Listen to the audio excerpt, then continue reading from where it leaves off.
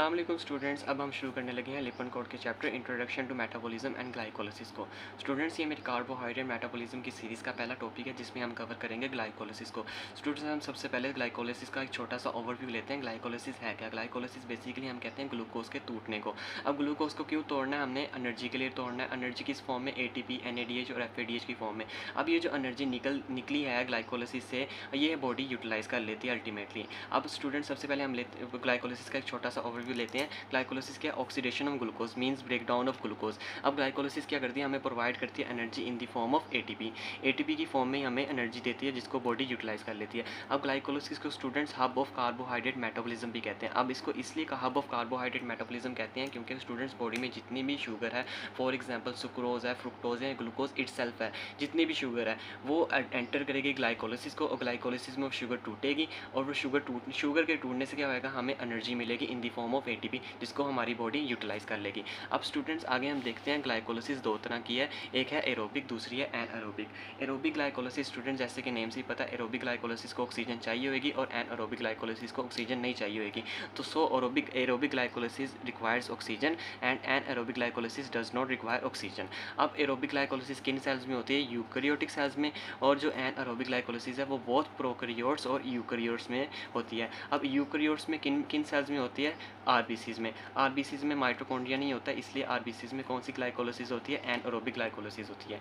अब students, aerobic glycolysis का जो एंड प्रोडक्ट है वो है पायरोवेट और जो एनएरोबिक ग्लाइकोलिसिस है उसका एंड प्रोडक्ट है लैक्टेट। अब स्टूडेंट्स, एरोबिक ग्लाइकोलिसिस उन सेल्स में होगी जिन सेल्स में क्या है? माइटोकॉन्ड्रिया या वो सेल्स जिनके पास ऑक्सीजन सरप्लस अमाउंट में प्रेजेंट है। अब बॉडी का कोई भी सेल्स हो, जैसे muscle cells, liver cells, body में जितने भी सेल्स हैं जिनके पास माइटोकॉन्ड्रिया, उनके पास कौन सी ग्लाइकोलिसिस होगी? Aerobic glycolysis. अब जो एनएरोबिक ग्लाइकोलिसिस है वो किन सेल्स में होगी? वो होगी आरबीसीज में, पार्ट ऑफ द आई में, या वो सेल्स जिनके पास ऑक्सीजन नहीं है, जैसे हाइपोक्सिक सेल्स जो होते हैं उनके पास ऑक्सीजन नहीं होती, उनमें क्या कौन सी ग्लाइकोलिसिस होगी? Anaerobic glycolysis. स्टूडेंट्स, आगे हम डिस्कस करेंगे glucose transports into the cell.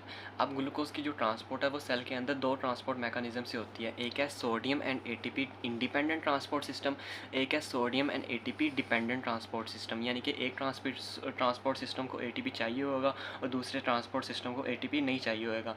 तो सबसे पहले हम पहला डिस्कस करते हैं sodium and ATP independent transport system. अब ये क्या है? ये एक पैसिव सिस्टम है, यानी कि it does not require energy in the form of ATP। अब इसके अंडर क्या आते हैं? हमारे पास 14 ग्लूकोज ट्रांसपोर्टर आते हैं। 14 ग्लूकोज ट्रांसपोर्टर आते हैं जिन्हें हम क्या कहते हैं? Glue transporters. जिन्हें हम क्या कहते हैं? Glue transporters. अब ये क्या करते हैं? ये सेल मेम्ब्रेन में होते हैं, found in the cell membrane. अब ये क्या करते हैं? यूनिपोर्टर्स होते हैं, यानी कि only one glucose molecule at a time, यानी कि ये ट्रांसपोर्ट करते हैं सिर्फ एक टाइम पे एक ही ग्लूकोज मॉलिक्यूल्स को थ्रू द सेल मेम्ब्रेन। सही है? Only one glucose at a time. अब ये कहते हैं ये दो कन्फॉर्मेशनल स्टेट्स में प्रेजेंट होते हैं। सबसे पहले क्या होता है? फॉर एग्जांपल ये नीचे डायग्राम देखें आप। सबसे पहले क्या होता है? ये हमारा क्या है? ग्लूकोज। ये अभी कहाँ पे प्रेजेंट है? एक्स्ट्रा सेलुलर स्पेस में। अब ये ग्लूकोज आएगा, ये फॉर एग्जांपल ये कोई ग्लू ट्रांसपोर्टर है जो कि सेल मेम्ब्रेन में प्रेजेंट है। अब ये ग्लूकोज मॉलिक्यूल सबसे पहले इसके साथ आके बाइंड करेगा। अब इसकी बाइंडिंग से क्या होएगा? ये जो ट्रांसपोर्टर है, ये जो ग्लू ट्रांसपोर्टर है, इसमें आएगी कन्फॉर्मेशनल चेंजेस आएंगी। अब ये क्या करेगा? इसकी पॉकेट पहले बाहर की तरफ खुली हुई थी, तो ये अल्टीमेटली खुद को चेंज करेगा और इसकी पॉकेट अंदर की तरफ खुल जाएगी और ये ग्लूकोज को अंदर ट्रांसपोर्ट कर देगा। इस तरह ये दो कन्फॉर्मेशनल स्टेट्स में प्रेजेंट होता है और अल्टीमेटली ग्लूकोज को ट्रांसपोर्ट कर देता है, मतलब कि ग्लूकोज को बाहर से अंदर ट्रांसफर कर देता है। स्टूडेंट्स, अभी जो हमने पढ़ा ग्लू ट्रांसपोर्टर्स, जो कि एक पैसिव ट्रांसपोर्ट है, जो कि sodium ATP independent transport system है। हमने अभी पढ़ा था कि वो 14 डिफरेंट ट्रांसपोर्टर सिस्टम प्रेजेंट होते हैं। अब ये क्या करते हैं? पैसिव ट्रांसपोर्ट करते हैं। और किस तरह करते हैं? अलोंग द कंसंट्रेशन ग्रेडियंट, यानी कि from high glucose concentration to the low glucose concentration gradient ये ट्रांसपोर्ट करते हैं ग्लूकोज को। अब ये डिफरेंट ट्रांसपोर्टर्स डिफरेंट सेल्स में डिफरेंट होते हैं, मतलब कि ग्लूट वन होता है आरबीसीज में और किन में होता है? ब्लड ब्रेन बैरियर में। जो ग्लूट वन है वो किस में है? आरबीसीज और ब्लड ब्रेन बैरियर। और ग्लूट टू किन में होता है? लीवर में होता है, किडनीज में होता है और पैंक्रियाटिक सेल्स में होता है, पैंक्रियाटिक बीटा सेल्स में होता है। ग्लूट 3 किन में होता है? ग्लूट 3 होता है न्यूरॉन्स में। और ग्लूट 4 किन में होता है? ग्लूट 4 होता है मसल्स में और एडिपोज टिश्यू में। एडिपोज टिश्यू में। अब GLUT5 किन में होता है? GLUT5 होता है स्मॉल इंटेस्टाइन में और टेस्टिस में। अब जो GLUT5 है ना स्टूडेंट्स, GLUT5 जो करता है वो स्पेसिफिकली फ्रुक्टोज को ट्रांसपोर्ट करता है। ये करता है फ्रुक्टोज की ट्रांसपोर्ट को from high concentration gradient towards the low concentration gradient. बाकी जो जितने भी हैं GLUT1, GLUT2 और GLUT3, ये क्या करते हैं? ये ग्लूकोज की ट्रांसपोर्ट करते हैं from high concentration gradient towards the low concentration gradient. अब इसी तरह बाकी भी होते हैं, वो डिफरेंट सेल्स में डिफरेंट प्रेजेंट होते हैं। हमारी बुक में इतने ही गिवन थे। अब स्टूडेंट्स, अब जो इनके ना अलग-अलग स्पेशलाइज्ड फंक्शंस हैं, जो GLUT1 है, GLUT3 है, GLUT4 है ना, वो क्या करते हैं? वो ग्लूकोज की ट्रांसपोर्ट करते हैं। Specifically they take glucose from the blood. ये क्या करते हैं? टेक ग्लूकोज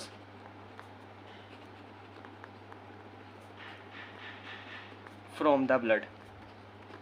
और ये क्या हुए? ये होते हैं यूनिपोर्टर्स, यानी कि सिर्फ एक ही डायरेक्शन में ग्लूकोज की ट्रांसपोर्ट करेंगे। लेकिन जो GLUT2 है ना, वो बाई डायरेक्शनल होता है, यानी कि वो या तो ग्लूकोज को ब्लड से ले भी सकता है या तो वो ग्लूकोज ब्लड में डाल भी सकता है। यानी कि ग्लूकोज की टेक करता है, वो ग्लूकोज पकड़ता है ब्लड से और सेल के अंदर डाल देता है, या वो क्या करेगा? सेल के अंदर से ग्लूकोज को पकड़ेगा और वापस ब्लड में डाल देगा। यानी कि ये हो गया बाई डायरेक्शनल।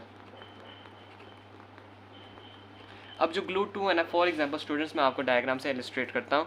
फॉर एग्जांपल ये आप सपोज करें ये एक ग्लूट ट्रांसपोर्टर है GLUT2, सही है। अब ये हमारे क्या पड़ा? ब्लड में ग्लूकोज। ये क्या करेगा? जब हमारे बॉडी में काफ़ी अमाउंट में ग्लूकोज प्रेजेंट है, फॉर एग्जांपल आपने अभी मील लिया है कहीं या कोई खाना खाया है, तो आपके बॉडी में ब्लड में क्या होएगा? कार्बोहाइड्रेट लेवल इंक्रीज़ कर जाएगा। अब इसकी वजह से क्या होएगा? जो आपके ब्लड में ग्लूकोज की अमाउंट ज़्यादा हो जाएगी, ये क्या करेगा? ग्लूकोज को पकड़ेगा और सेल के अंदर डाल देगा, सही है। अब फॉर एग्जाम्पल आपकी बॉडी में अब ग्लूकोज खत्म हो गया, फॉर एग्जाम्पल आप फास्टिंग स्टेट में थे, आपने काफ़ी देर से खाना नहीं खाया, तो आपकी बॉडी में क्या हो गया? ब्लड ग्लूकोज का लेवल कम हो गया। तो इसकी वजह से ये क्या करेगा? सेल के अंदर से ग्लूकोज पकड़ेगा और वापस ब्लड में डाल देगा। तो GLUT2 का फंक्शन आपको मैंने बता दिया, बाई डायरेक्शनल है। GLUT1 और GLUT3 और GLUT4 ये क्या करते हैं? यूनिपोर्टर्स हैं, यानी कि सिर्फ एक ही डायरेक्शन में ग्लूकोज की ट्रांसपोर्ट करते हैं। ये हमेशा ब्लड से ग्लूकोज का अपटेक ही करते हैं। हम पढ़ेंगे हमारा दूसरा मैकेनिज्म जो कि था सोडियम एंड ATP डिपेंडेंट को ट्रांसपोर्ट सिस्टम। स्टूडेंट्स, ये क्या है? हमारा एक ATP डिपेंडेंट सिस्टम है, यानी कि अब इसमें क्या होगी? हमारी एनर्जी रिक्वायर होगी। पिछला जो मैकेनिज्म था वो हमारे फैसिलिटेटेड डिफियन के थ्रू हो रहा था, यानी कि हाई कंसनट्रेशन ग्रेडियंट से हमारा लो कंसनट्रेशन ग्रेडियंट की तरफ ग्लूकोज मूव कर रहा था। अब इसमें क्या होएगा? हमारा ग्लूकोज क्या होएगा? Against the concentration gradient move करेगा, यानी कि from low concentration gradient to high concentration gradient move करेगा। अब ग्लूकोज की transport against the concentration gradient होएगी, लेकिन होएगी एज अ को ट्रांसपोर्ट, यानी कि सोडियम एंड ATPase पंप होएगा जो कि सोडियम को ट्रांसपोर्ट कर रहा होएगा। अब इसकी वजह से क्या होएगा? हमारा एक इलेक्ट्रोकेमिकल ग्रेडियंट जनरेट होएगा। अब उस इलेक्ट्रोकेमिकल ग्रेडियंट के जनरेट होने से हमारा क्या होएगा? ग्लूकोज साथ ही हमारा ट्रांसपोर्ट हो जाएगा against the concentration gradient. For example student, ये हमारी एक सेल मेम्ब्रेन है, सही है, और यहाँ पे हमारा प्रेजेंट है सोडियम ATPase पंप। ये क्या है? हमारा सोडियम पोटेशियम ATPase पंप। अब ये क्या कर रहा है पंप? अब ये पंप कर रहा है सोडियम को अंदर डाल रहा है, ये था हमारा सोडियम, और क्या कर रहा है? पोटेशियम को बाहर निकाल रहा है, सही है। अब इस एक्टिविटी की वजह से हमारा एक इलेक्ट्रोकेमिकल ग्रेडियंट जनरेट हो रहा है। वो क्या कर रहा है? हम जो हमारा ग्लूकोज बाहर प्रेजेंट है, फॉर एग्जांपल ये हमारा एक्स्ट्रासेलुलर स्पेस में ग्लूकोज है, वो ग्लूकोज सोडियम के साथ ही को ट्रांसपोर्ट हो जाएगा सेल के अंदर। For example this was the cytosol and this was the extracellular space. अब ये जो ग्लूकोज है ये हमारा साथ ही साइटोसोल में आ जाएगा और ये इसकी क्या हो जाएगी? को ट्रांसपोर्ट हो जाएगी। स्टूडेंट्स, अब ये जो सोडियम एंड ATP डिपेंडेंट को ट्रांसपोर्ट सिस्टम है, ये किन किन सेल्स में होता है? ये होता है epithelial cells of the intestine, epithelial cells of intestine. दूसरा किन में होता है? ये होता है रीनल ट्यूब्यूल्स में। तीसरा ये होता है हमारा कोरोइड प्लेक्सिस में। अब ये कोरोइड प्लेक्सिस क्या? कोरोइड प्लेक्सिस ये स्पेशलाइज्ड सेल्स हैं जो कि प्रेजेंट होते हैं हमारे, ये जो कि बनाते हैं cerebrospinal fluid in the ventricles of the brain. Students, ये था ग्लाइकोलिसिस का एक छोटा सा ओवरव्यू। अब हम नेक्स्ट वीडियो में डिस्कस करेंगे ग्लाइकोलिसिस के पाथवे को। Thank you.